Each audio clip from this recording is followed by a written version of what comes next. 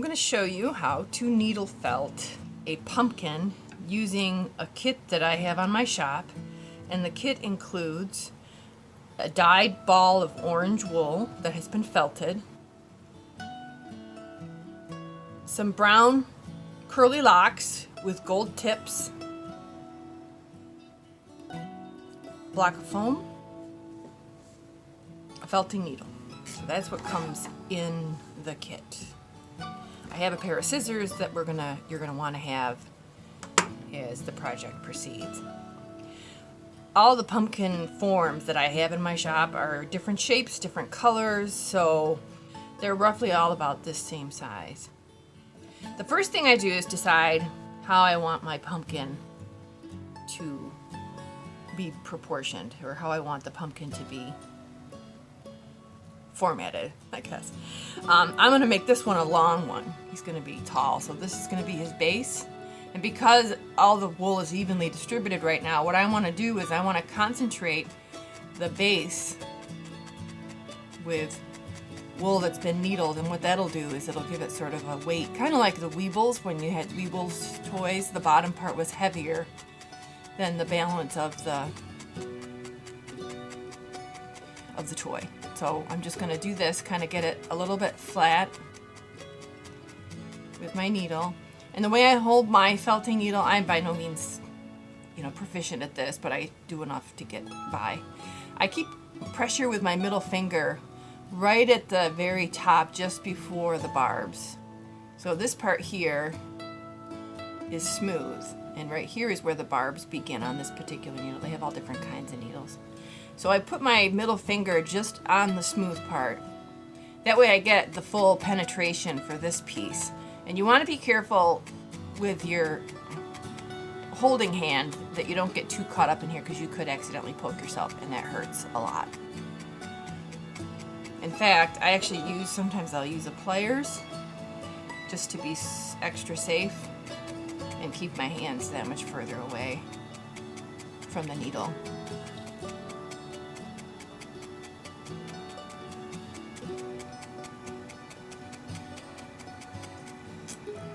When you're not using your needle, just poke it in the foam. You don't want to have it loose on the table, have it fall off. They're really difficult to find once they get set on the floor. Okay, that's pretty good. I'll probably do a little bit more, but you can see that it is now going to stand nicely. I think it could use a little bit more, but for the purposes of this demonstration, it's good enough.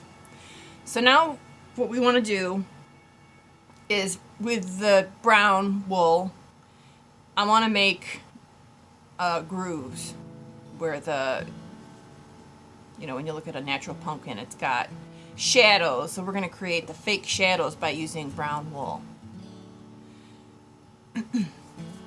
And what I'm going to do is I'm just going to snip off these loose pieces of the lock. So if you look at the lock structure, you can see it's really curly and coiled up here. We're going to use that for those twisty vine pieces when we make the stem.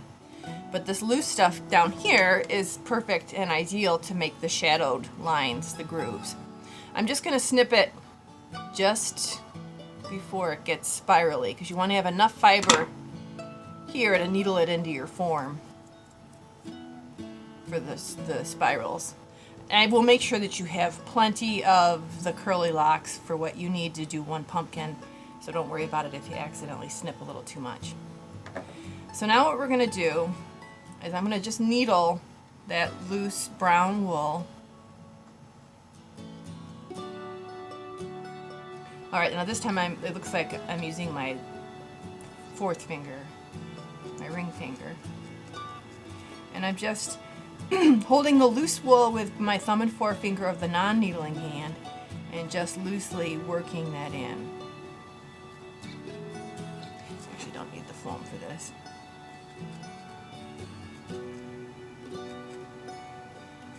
And use the needle to direct where you want the wool to go. I've got a little piece of scatter there, so I'm just going to punch that in. I don't normally pick stuff out. If I see something I don't like, if you just needle it into the form. My bifocals on. These do not come with the kit, but I can't see without them doing this step. Okay, so I'm going to grab another piece. Again, I want to make sure that I keep that as much of the curly bits that I'm going to want to use as possible.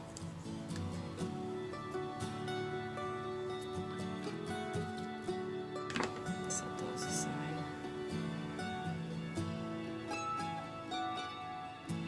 Alright, now I'm going to, it's almost like drafting.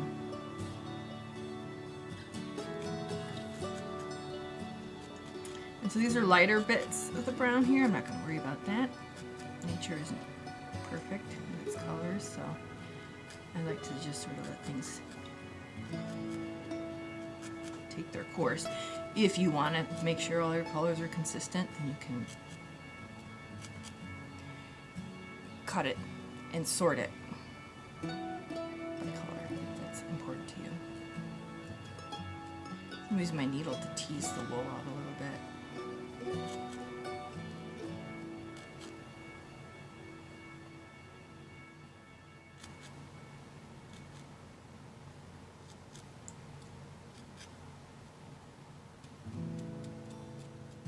See all that scatter? That's almost, it's kind of like dandruff that you get at the base of the wool, which is probably the reason that I opted to not sell this.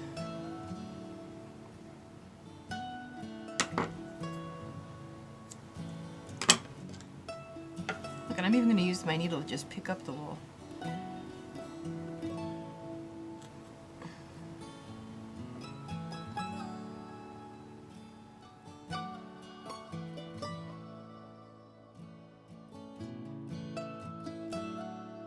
There's probably like really talented felters that are just horrified watching me do this. So I just kind of place the color. Those are a little bit close. One of the nice things about this craft is if you do something that you don't like, so for example, I don't like how those are so close, you just pull it out.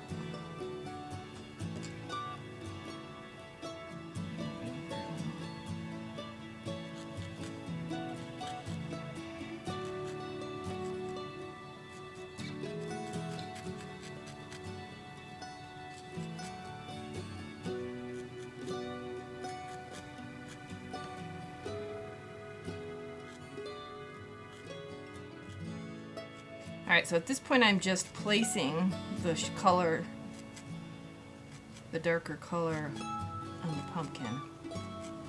So that's a preliminary step, and again, this is just to create that shadow appearance. And I will finish these off doing that same method, and then I'll come back once that's done and we'll take it to the next step. And now what I'm going to do is I'm going to needle each one of these lines so that it makes an indent into the form. So there'll be a groove, a physical groove, not just an appearance of shadow, but you're actually going to be creating that shadow. And here's how I do it. Once again, holding my needle with my thumb over the non-etched part. I'm going to move my curly bits over here for just a minute. And I'm just going to needle in and try to get it so that it's in a narrow line. Any dark bits that are outside of that, I just needle them in. And as I'm doing that, you can see I'm creating a tiny bit of a little groove there.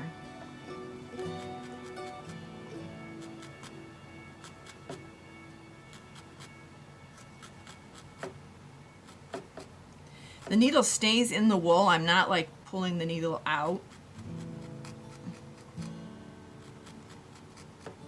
There's a little piece of hay right there that I'm going to pick off.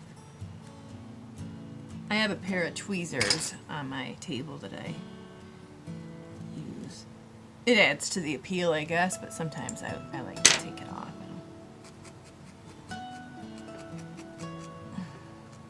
You want to have as many etches as possible.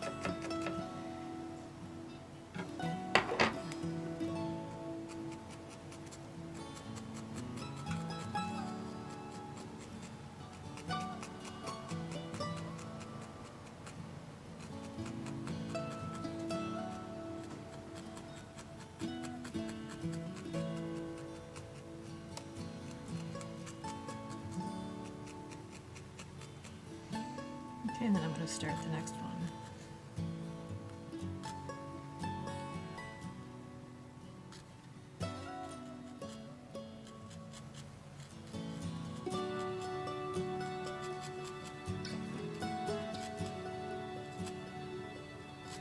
Get that scatter. There we go.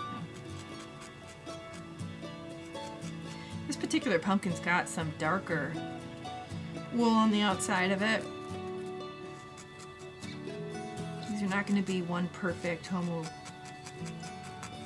color. They're going to be kind of marbled.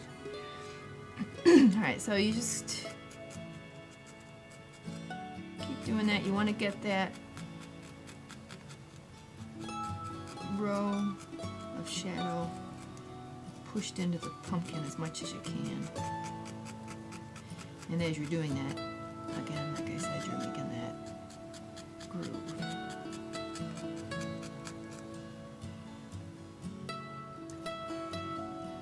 So I'm going to keep doing this. Probably take me about 20 minutes or so, and then we'll come back with the next step.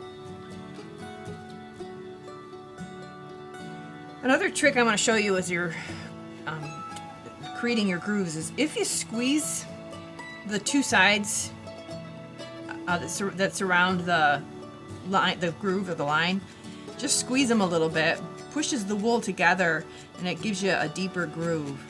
And the way to keep yourself from poking yourself on the finger is just make sure that the tip of the needle never comes out of the pumpkin form, and that way you'll stay safe.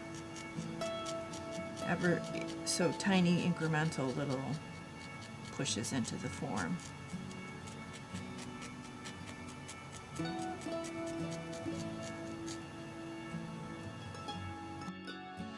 Okay, so the grooves are in there. Supremely imperfect, as is my preference. And another technique I use to really lay in the groove is I start at the base and I stick the needle into the form, and then I kind of lean it, not enough to break the needle, just so that you're taking advantage of all of the grooves on the one side of the needle, and just sort of needle your way up. And it's just another way to get more of a pronounced groove in your pumpkin form.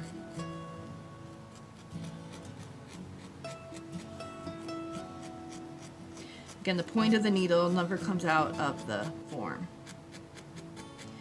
So then also what I do is I needle the center part where all of this is where the stem and the leaves and everything are going to connect. But I like to create a little dimple there by needling it very intensively just in the top center part. I don't want to do it too much because I want to leave a little bit of loose wool there to catch some of the bits that are going to go in there.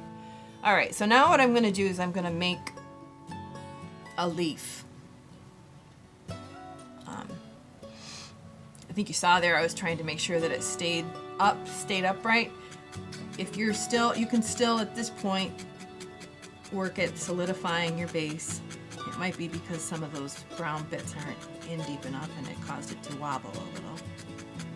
Ideally you want a little bit of a flat bottom. Better. Okay. So now I'm only going to make one leaf and then use a bunch of vines, and I also need to make a stem. I'm just going to tease them a little bit to get those curly bits gone. And we're going to be using the foam form for this piece. So I'm just going to make one leaf and one stem. So this is going to be enough wool to make a leaf. And when I think about the pumpkin leaf, it's kind of like a star shape. It's got like 4 points. So I'm just gonna bring the loose wool bits into the center so that the ends are all in the center, and then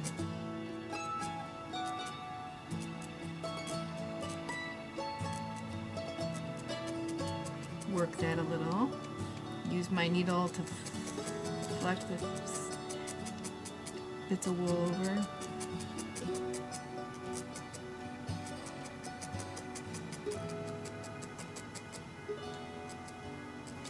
Not really too focused on making the perfect shape just yet. Right now I'm focused on getting the wool compacted. I'm just putting it in ever so slightly, just enough for like the first or second groove on the needle to do its work, and that's because I don't want the wool to get pushed deep down into my foam. If you push really deep, you're gonna have your wool is gonna go quite a ways into the foam, and then you won't be able to play with it. This is probably a good time to bring out a tool to prevent yourself from poking your finger, because I am pulling the needle out. And now I'm starting by going off to the side ever so slightly in an effort to shape a leaf.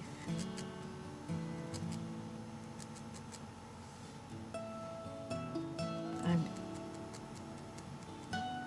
putting no effort into making this perfect.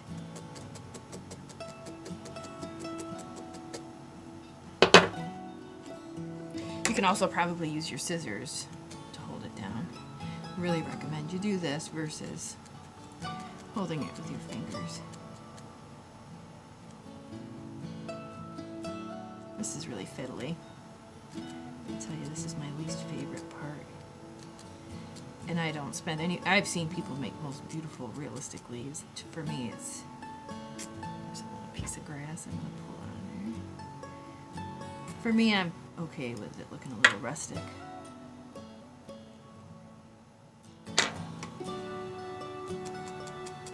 I like it though how the brown and all of the highlights kind of come together to make it look like a real leaf.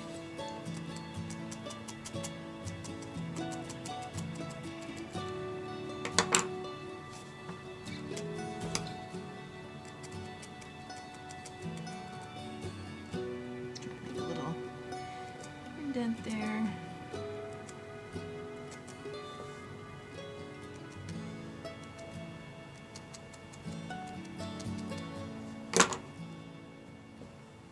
So it's gonna have like 3 leaves.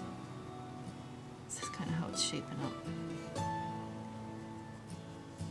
So this is hard. I'm just trying to get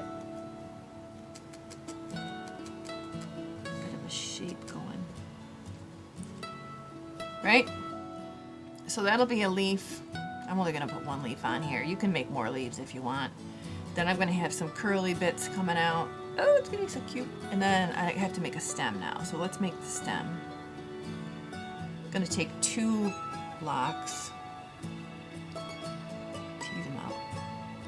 You want it to be kind of frazzly and kind of smashed together. It makes the needling better. If the fibers are kind of twisted and mixed up and not straight. So if you're teasing it out, try to get it a little bit messy.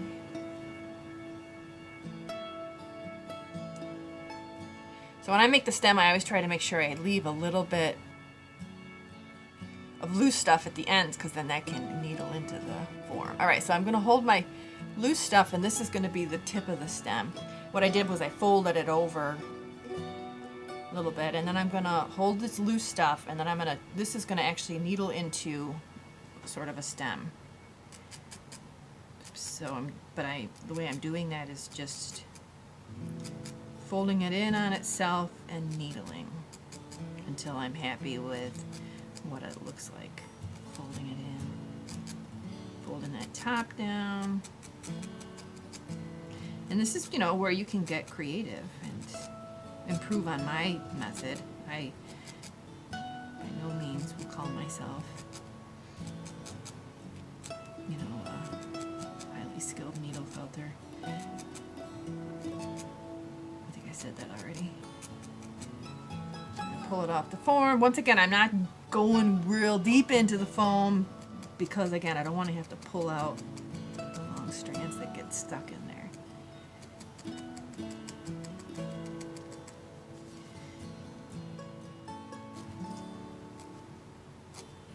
Now I do this kind of rolling, twisting thing just to give more structure to the stem.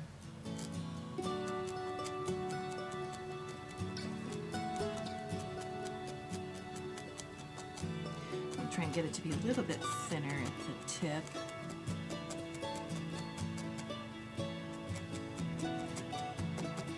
I'm rolling it now. I've got a nice, now I've got sort of like a firm-ish stem. And again, like I said, the loose bits, those are what you're going to needle in.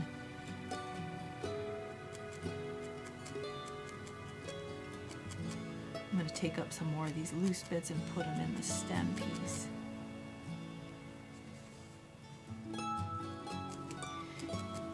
And then what I do is I do that same technique where I was using the side of the needle, and I use the side of the needle to kind of give more of a tip at the top. So you could work this for ages. I'm going to stop here. I think it's sufficiently adorable. So I've got my stem. This is extra. I've got a leaf. I could make another leaf, but I'm not going to. And then I've got all these curly bits to put in there to make it look extra super cute. So I'm going to start with the stem, and I'm just going to be working those loose bits in, and I want to kind of make the base of the stem conform to my shadow so that it looks kind of puckered. So I'm going to kind of bring it in here and bring it out on the stem part, those loose bits that I made. So I'm going to needle those more into the groove, and then it's not really working out, that's fine. And then I'm just going to needle the base so that it's in there pretty good. Watch your fingers.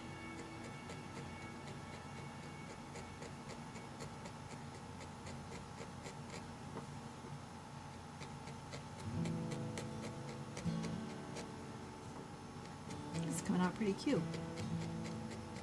You never know what you're going to get. Well, I never know what I'm going to get. I'm sure other crafters probably do. Okay, good enough. We're getting there.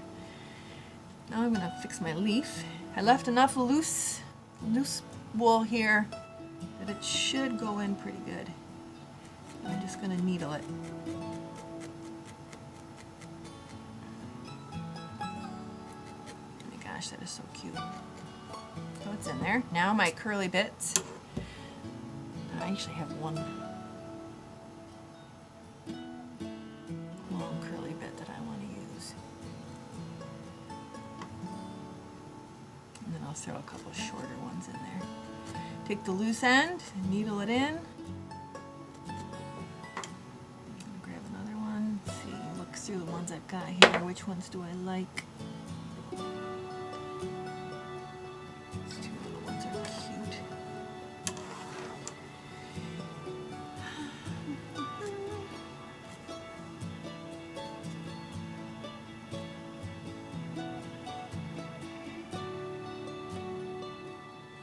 Hold the curly bits down here so they don't get caught up in my needling.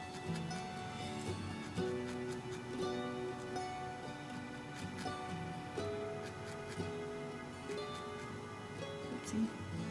Oopsie.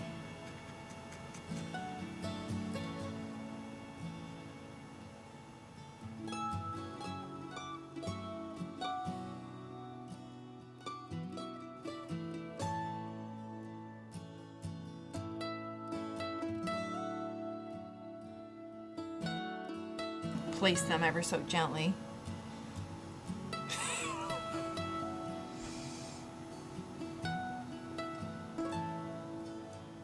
I always hate when I make stuff. I think it looks ridiculous. Maybe, you know,